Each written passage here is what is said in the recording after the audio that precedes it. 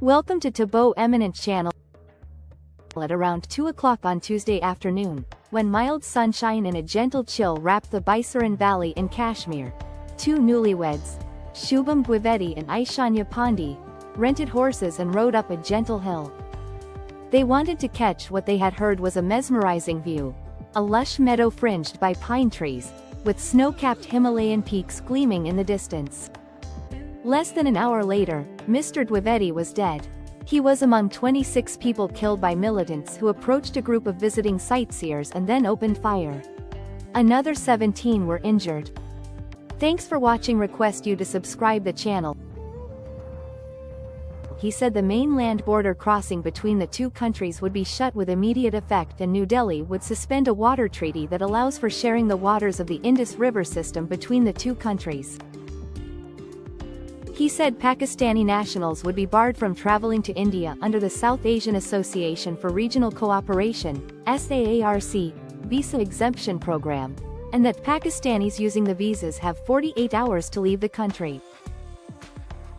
The defense advisors in the Pakistani High Commission in New Delhi were declared persona non grata and asked to leave, Misri said, adding that the overall strength of the Indian High Commission in Islamabad will be reduced to 30 from 55. Indian Foreign Secretary Vikram Misri told a media briefing on Wednesday that the cross-border linkages of the attack in Indian-administered Kashmir had been brought out at a special meeting of the Security Cabinet, after which it was decided to act against Pakistan. The massacre, which occurred near Pahalgam, a town in the southern part of Indian-administered Kashmir, was one of the worst attacks on Indian civilians in decades. It was a reminder that the region, long contested by India and Pakistan, remains vulnerable to attack even after the Indian government moved to bring its part of Kashmir more firmly under its control in 2019, which brought years of relative calm and a tourism boom. Victims, eyewitnesses and those who heard accounts directly from family members described scenes of chaos and horror. Blood spilled from bodies punctured by bullets as people begged for their lives.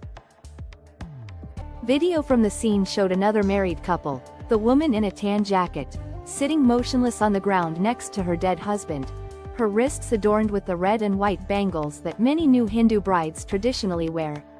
She had been married for less than a week. When Wasim Khan, a member of the region's tourism police force, stepped away from the meadow on Tuesday to perform prayer ablutions in a nearby stream, people were making merry, he said.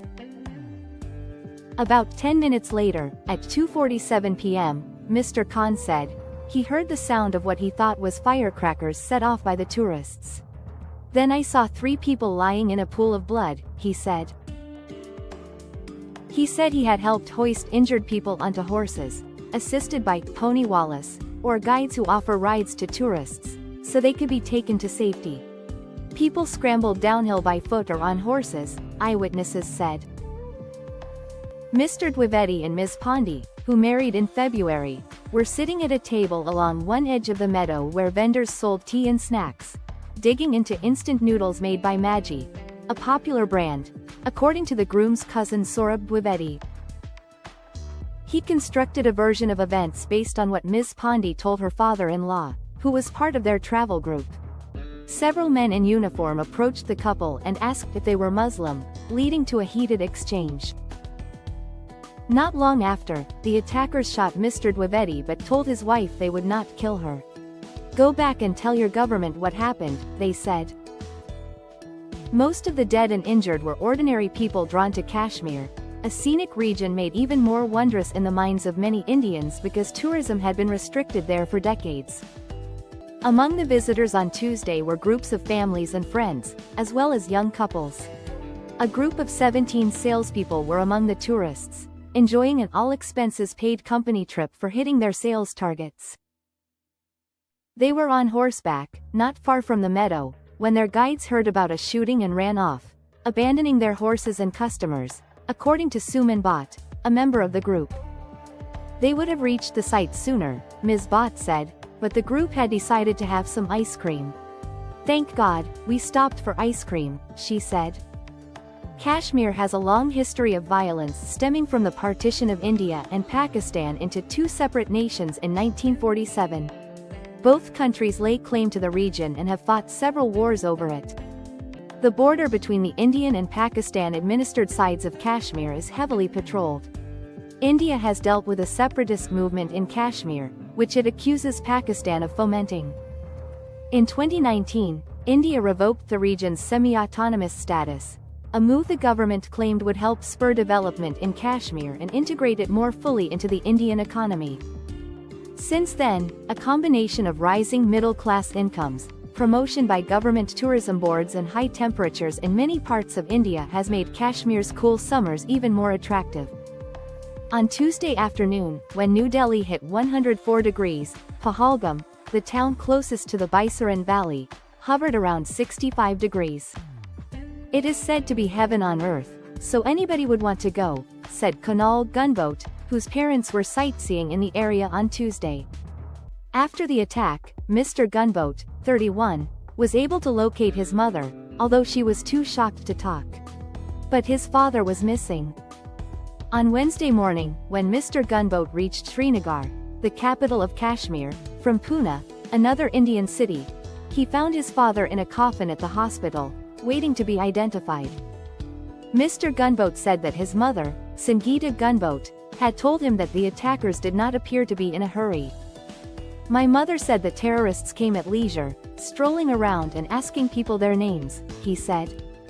They took their time to kill, but no security was there for miles around, he added, belying the government's claims that the area is secure. Mr. Gunboat said that his parents loved to travel and that it was their first trip to the region. Just hours before the attack, his father had shared vacation photos with Mr. Gunboat's wife. She was about to call him in the afternoon, but then it all went haywire, he said.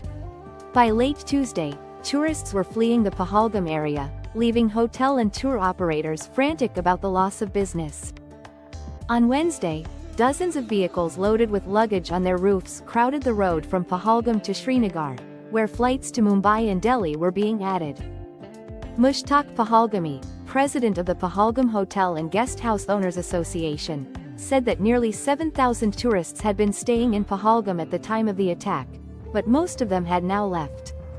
The fear was so strong that by the morning, hotels were nearly empty, despite locals offering them to stay in their homes, Mr. Pahalgami said. India's government has not commented on the claim.